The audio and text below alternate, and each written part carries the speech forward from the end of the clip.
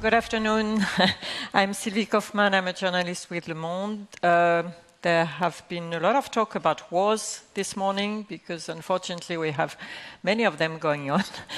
We started with the war in Ukraine, and now we're going to talk about the other major war.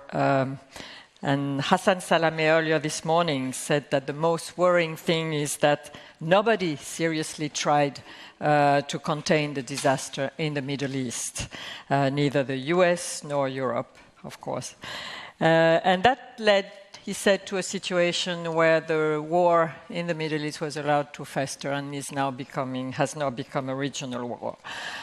But, well, now two men have decided that they should try to find a way towards peace and that they should do it together. They didn't know each other before. They are here today, so please come to the stage. We will discuss this with them. Prime Minister Ehud Olmert. Mr. Olmert was Prime Minister of Israel from 2006 to 2009, and he served in the Knesset for more than 30 years, I think. Dr. Nasser al-Qidwa was born in Gaza.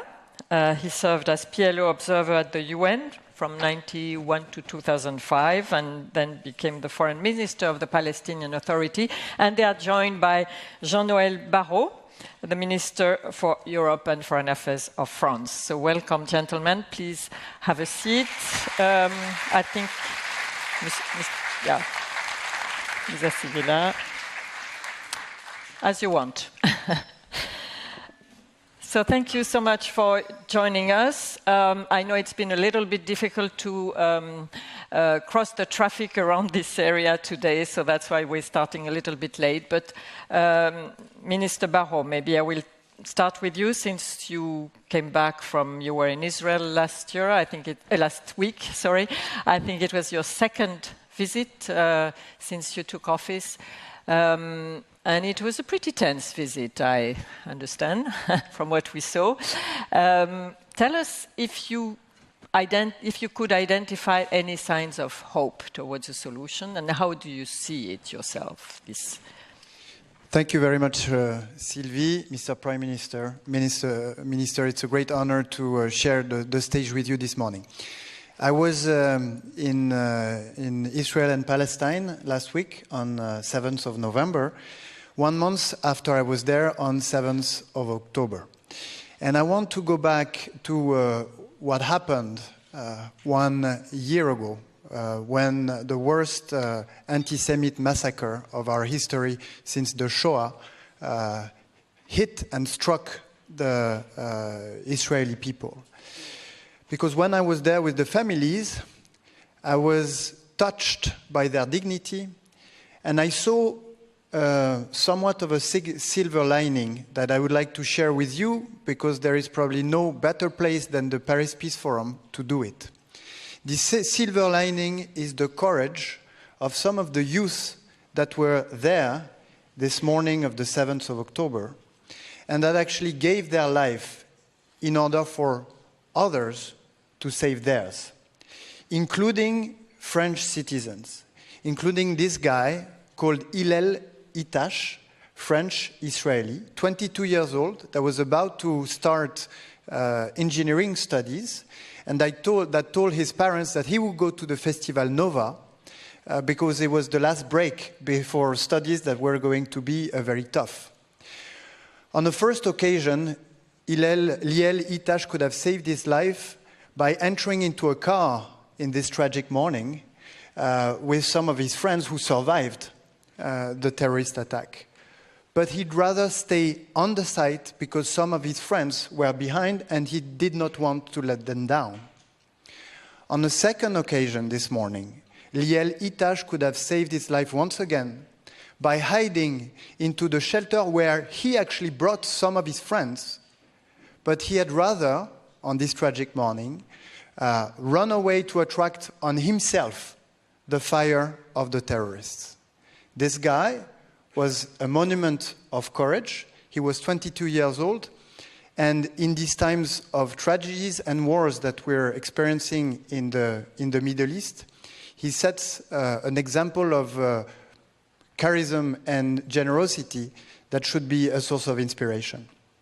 Now, of course, since then, war has been waging like never in Gaza and more recently in Lebanon. And we're very much concerned about the toll of this extremely intense war, the toll on civil population, but the toll also on the territory itself. And I'm thinking about the cultural heritage in Gaza and in Lebanon that is now threatened. And the way I see the path towards a resolution of this crisis, even though it's more of a theoretical path, is in 3 steps. The first step is the ceasefire in Gaza, as in Lebanon, but I'm going to focus on Gaza and Palestine, with the liberation of hostages and with the massive flow of humanitarian help that is extremely needed by the populations out there. We have testimonies of humanitarian workers that tell us that the situation in Gaza is worse than anything they've seen throughout their entire career. So humanitarian help needs to flow as soon as possible and massively. The second step is to build this political solution where we have 2 states living side by side in peace and in securities with mutual recognitions and security guarantees. And the third step, but we're still a long distance from there. The third step will have to be reconciliation and the ability for these 2 people that have fought so hard one against another to be able to accept the existence of one another and to live in peace side by side. So, of course, when I make this theoretical roadmap towards the stabilization of the region, it's hard to see when you contrast it with the real world and what's happening on the field, where the silver lining is. Well, the silver lining is just in front of you. You have 2 leaders, one that grew up in Israel, another one that grew up in Gaza, and that joined forces in order to put or to table a credible proposal for the step 2 of this roadmap, which is building a durable framework, a durable architecture for peace and security between Israel and Palestine. So we're very grateful to have them today in Paris, and we will support them in their effort to bring peace and justice to the region. Thank you very much. So, Prime Minister Olmert, maybe I'll start with you. How does this roadmap that Minister Barrot just presented, how does it go along with your plan? Is it, yes? Thank you, Mr. Minister and Dr. al-Qidwa, distinguished participants here. Mr. Minister, you have described the roadmap that we have articulated in a very accurate manner. This is precisely what we said. As far as I'm concerned, obviously, of course, the events of the 7th of October are unforgettable and unforgivable. And the war was inevitable given the circumstances and what triggered it. At this point, actually, I said it a long time ago, I thought that the war should stop. Israel achieved what could be achieved by a military operation. We have destroyed the capacity of military capacity of Hamas.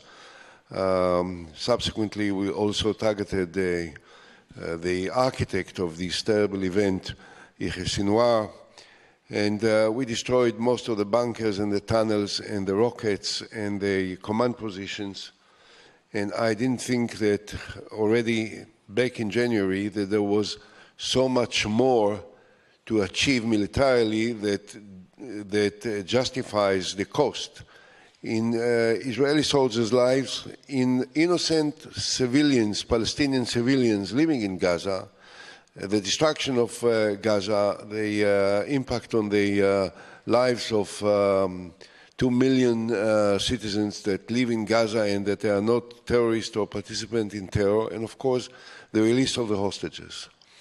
So I entirely agree, and that's what both of us published and signed and made it a public appeal to the international community. And I must say that we received a very warm attitude by your country, your president, and now yourself, and I'm very grateful for it. It's very important.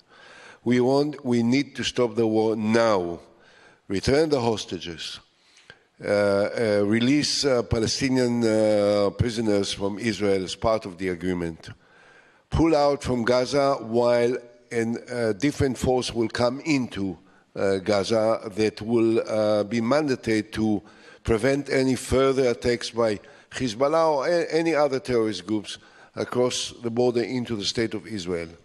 And of course, the Palestinians will have to establish, and I'm sure that Dr. al-Qidwa will elaborate, will have to establish a new administration, commissioners that will take over the Gaza in order to try and rebuild Gaza. With the assistance of the international community, I think also Israel, in order to make sure that we move forward from where we were into an entirely different era, an entirely different attitude. Finally, what we were trying to do is number one, to talk about the two-state solution within the framework of what I proposed to the Palestinian president in 2008 already, and unfortunately he didn't have the courage and the vision at that time to sign it, which may have changed entirely the Middle East, the lives of millions of people there. Two-state solution on the basis of the 67 borders, with an annexation of about 4.4% of the territory of the West Bank and a swap of territory equal size that was part of the State of Israel before 1967, so that the principle of the 67 borders will be maintained.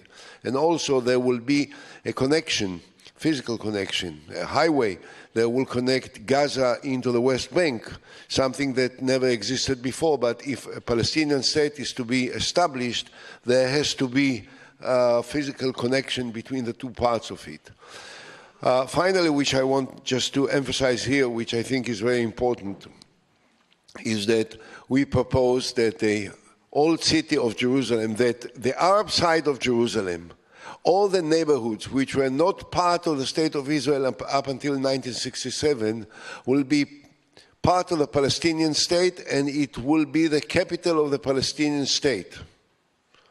There will be one part of Jerusalem which has been and was the capital of the State of Israel for entire history of the Jewish people and will remain the capital of the State of Israel.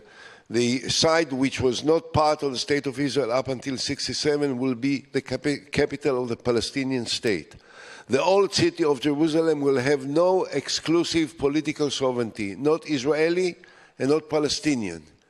I personally believed, even in 2008 when I presented it to President Abbas, that if there will be a claim of one side for an exclusive political sovereignty, there will never be peace between Israel and Palestine, and there will never be peace between Jews and Muslims, no matter what. So both of us have to understand it, acquiesce with it, and accept it. There will be trust of 5 nations, or maybe more, that will include, of course, Palestine and the State of Israel, that will administer the old city and will make sure that all the religious sites that are very important for Muslims, Jews, and Christians will be free for all believers. This is the framework. We can, of course, add more, but I think Dr. al-Qidwa would like to say what he has to say. Thank you. Thank you. Dr. al-Qidwa, this Prime Minister Olmert just mentioned that this is quite similar to the plan he presented in 2008. It didn't work. Why would it work this time? Do you see, where do you see a path which may lead to some progress? Yes, thank you very much. I would like to begin by thanking you for the opportunity and by thanking you, Madam, for chairing or moderating this session, by thanking the Minister for being here and to congratulate him on his appointment. Of course, to congratulate all of you on the Armistice Day. We were about to lose this panel because of that, but it's still very important, and congratulations for this. Indeed, as Prime Minister Olmert said, we came up with a joint proposal that covers 3 important issues: the war in Gaza and the necessity, the absolute necessity to stop and how this could happen, and 2, the overall political solution in the form of 2 states, Israel and Palestine, on 1967 borders with the swap of territory, about 4.4% of the sum of the territory of the West Bank, and of course the future of Jerusalem, as was explained. In addition, of course, there is a call on officials on both sides to continue negotiations to solve other important issues such as settlements, settlers, refugees, and additional security measures and things like that. In other words, we did not try to come up with a whole plan or a whole package. We came up with very important position that we felt that it was our right and even duty to announce and to say loudly that what is happening now is wrong, it shouldn't happen, and we need to change course and we need to find a political solution. Now, to answer your question, it didn't work before, the 2-state solution and the ideas that we are presenting. Why it should work now? Because of the untold pain felt by both sides, because of the war, because of the atrocities, because of the bloodshed. It will happen that reasonable people on both sides will pause and start thinking that we haven't achieved much, that we are back to square one. So what's the solution? What we should do? The only solution is what we are proposing. And this is the important point here. It's not only good and nice, it's the only potential solution. So people have to make up their mind and choose either continued wars or a solution, political solution, in the form of 2 states as we propose, and again, this is the only potential solution. Now, having said all that, I think we have duties as Palestinians and Israelis, and the international community has duties as well. And that reminds me of what happened to 2 French gendarmes in Jerusalem. They were treated very badly, and that was a diplomatic incident. That should have never happened. And what that tells us, it tells us that this Israeli government, is telling their people that they can do whatever they want. Now, the West generally can tell the Israelis, we love you, we are committed to your security, we stand by your security, and we will never change, we will never hesitate, but you cannot do whatever you want to do. There are rules. There is international laws that must be respected, and that should be the right starting point from which people will start rethinking some of their basic positions, and we will get in at that stage and say, okay, we have a proposal for you. We have a proposal for you that can be achieved, and not only can be achieved, is the only way forward. Now, finally, you will ask me about Trump, and I'll postpone the answer to your question when you ask. Thank you very much again. Thank you very much. But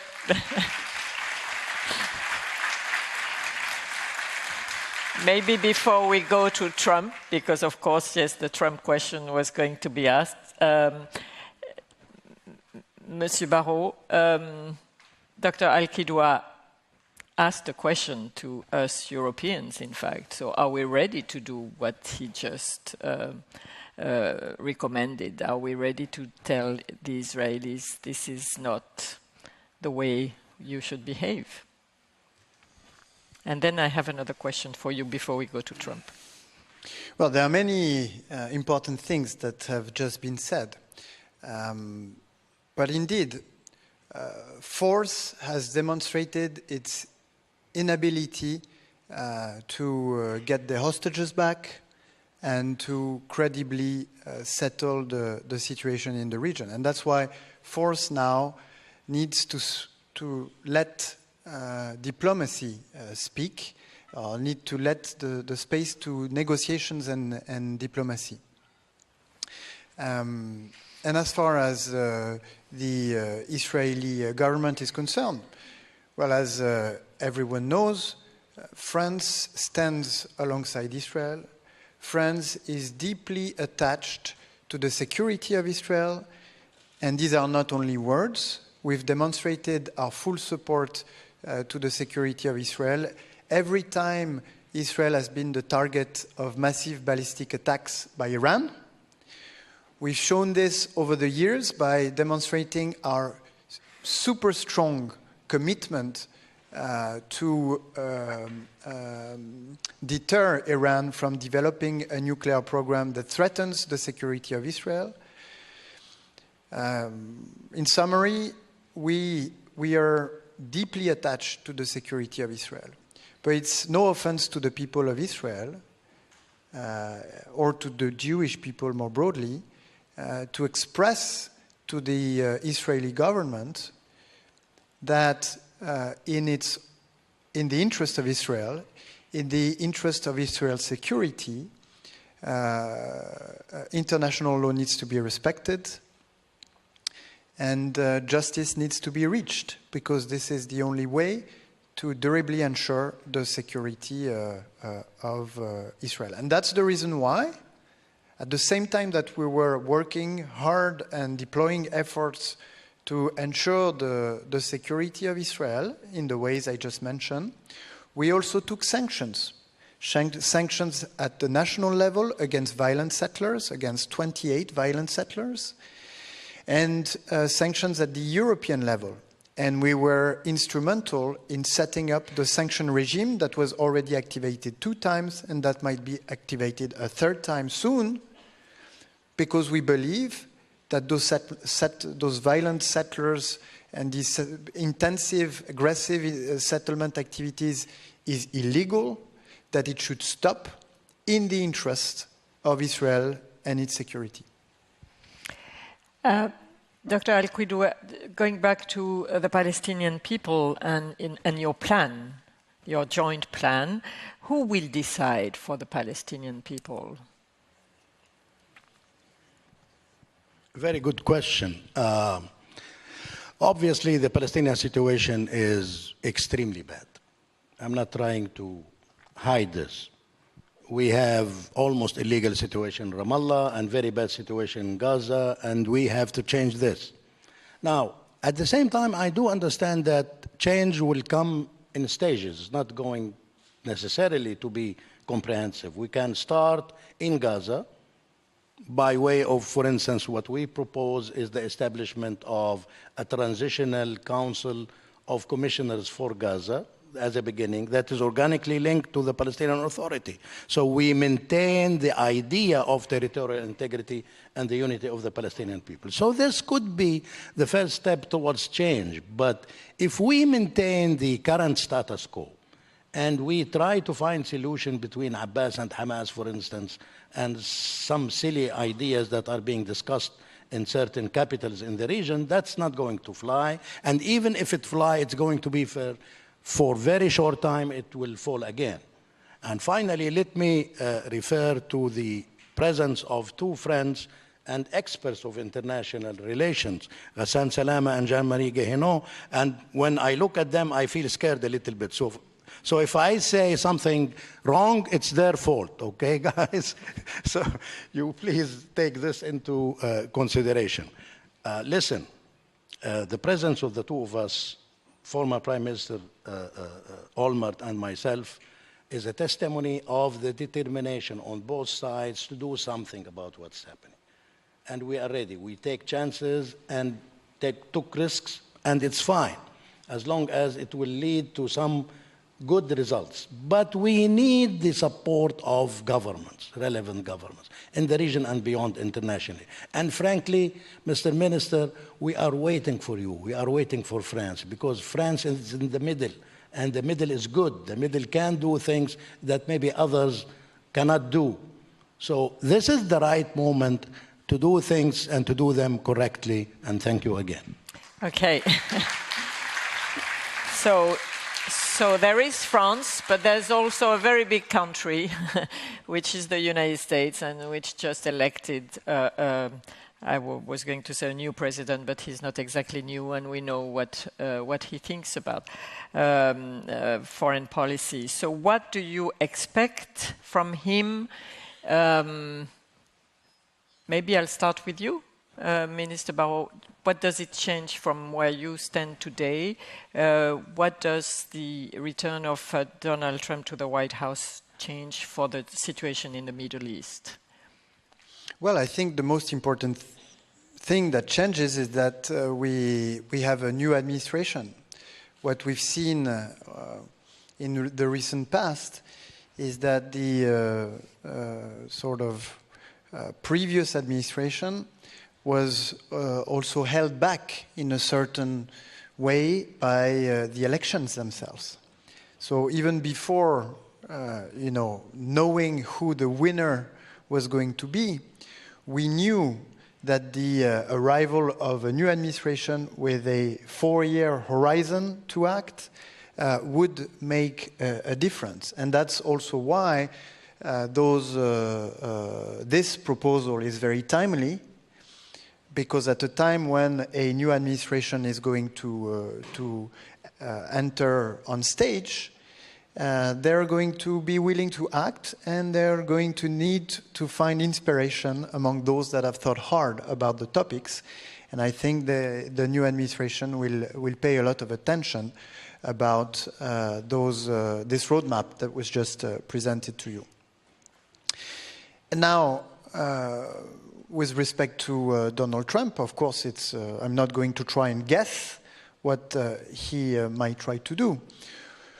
What we've seen him do in his first term is try to find agreements across countries in the region, the Abraham logics, which are logics that can very well incorporate some of the proposals that are on the table.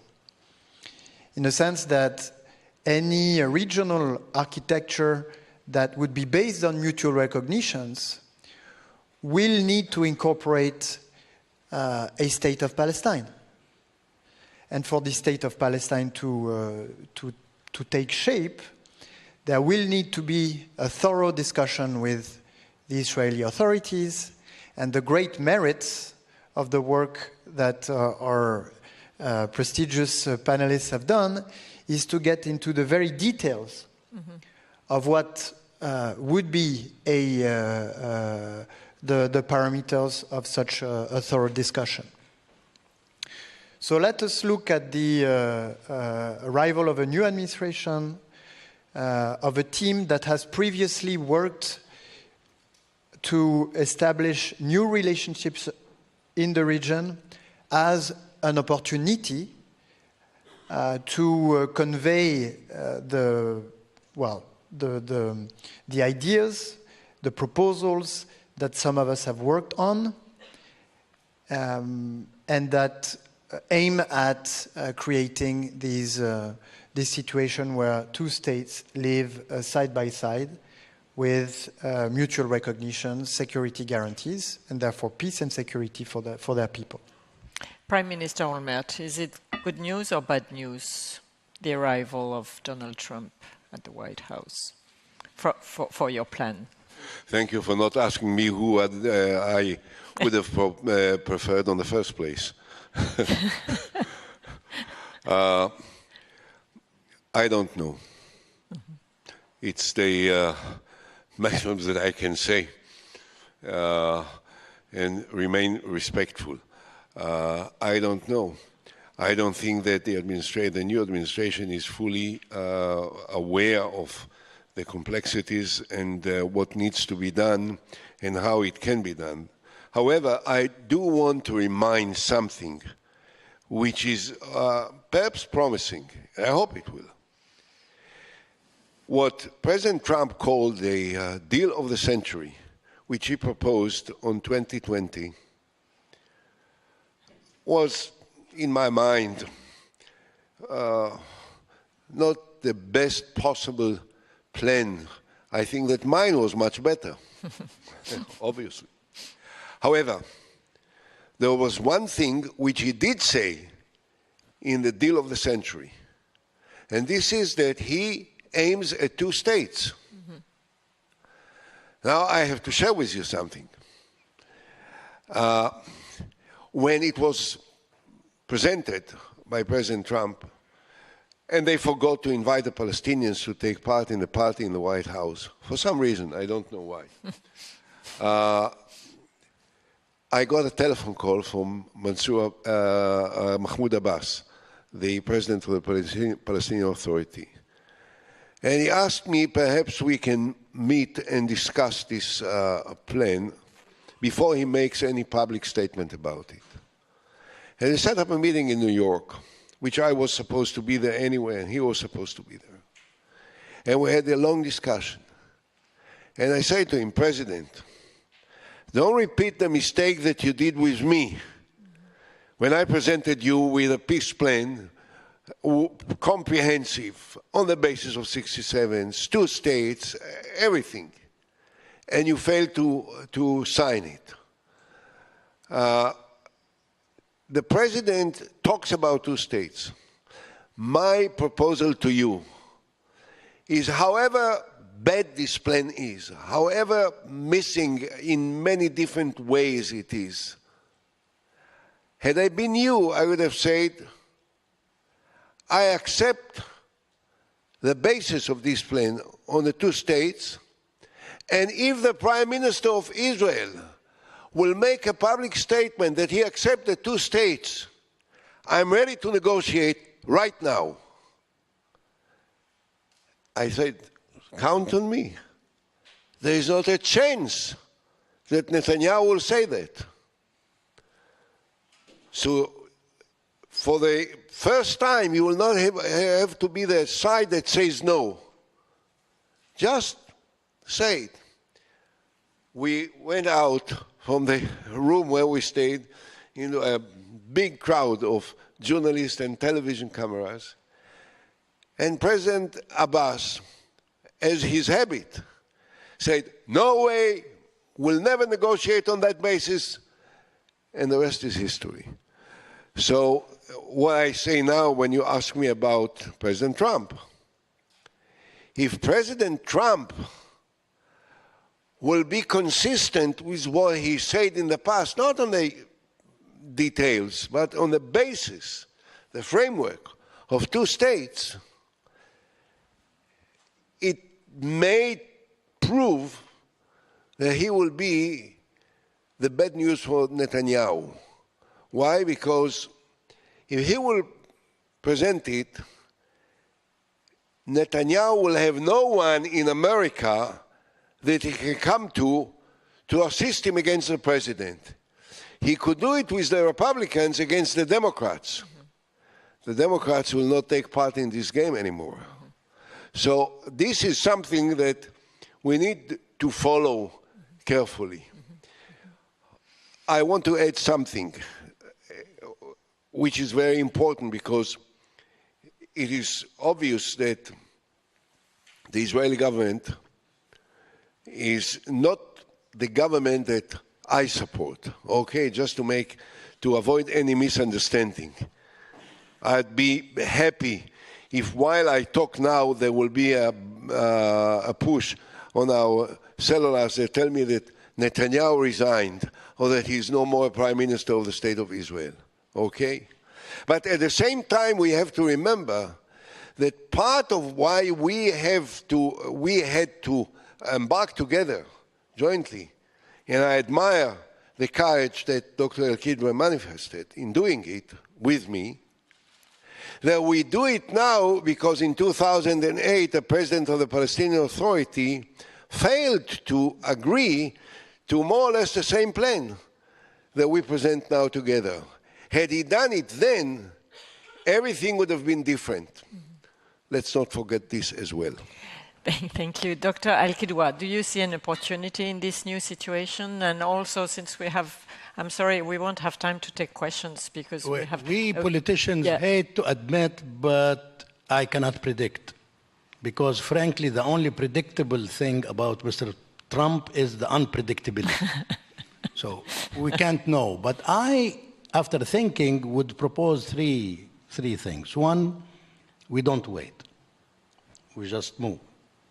And two, we don't give up on our positions of principles, including the insistence on the two states on 1967 line basis and the necessity of ending the war in Gaza. But three, we don't go to war with him. We avoid confrontation. Now, 2 and 3 seem a bit contradictory. How we do that? I think we can do that while maintaining the position of principles, by trying to build bridges with him.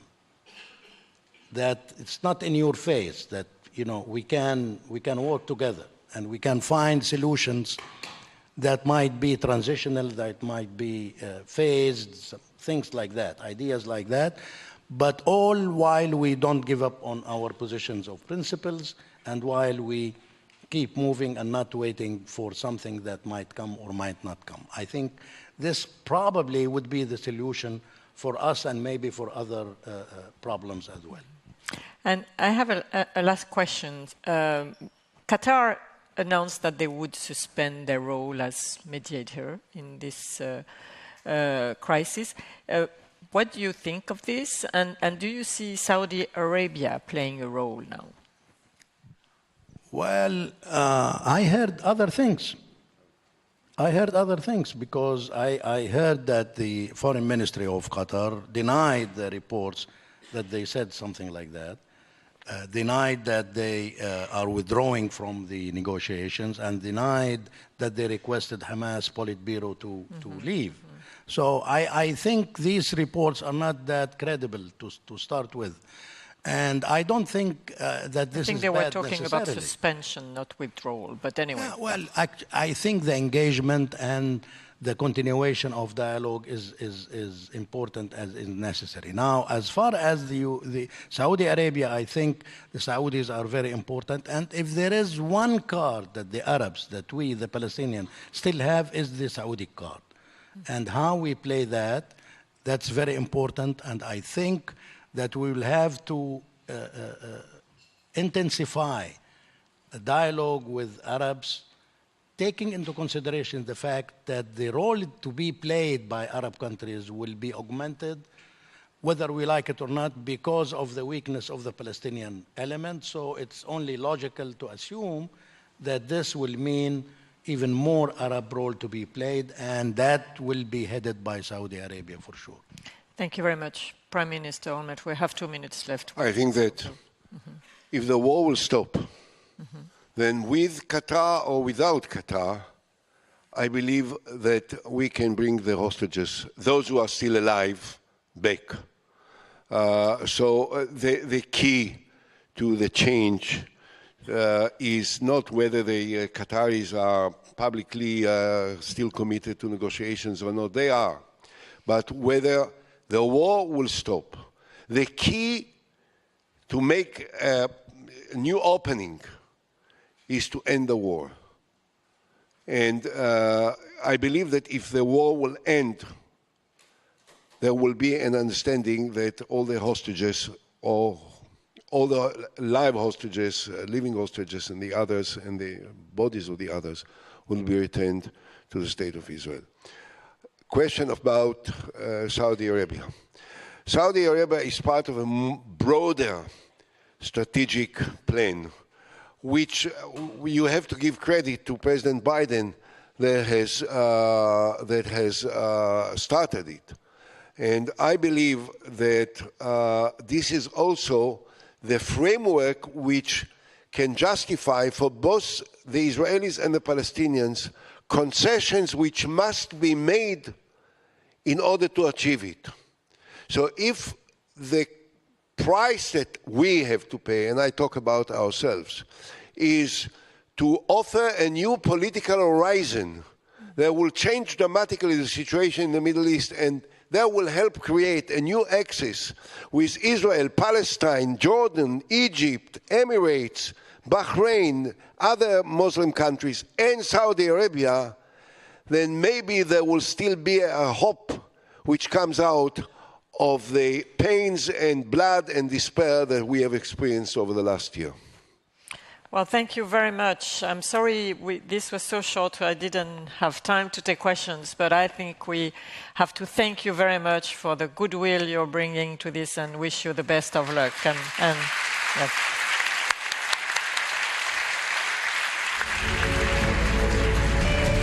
Merci. Merci beaucoup.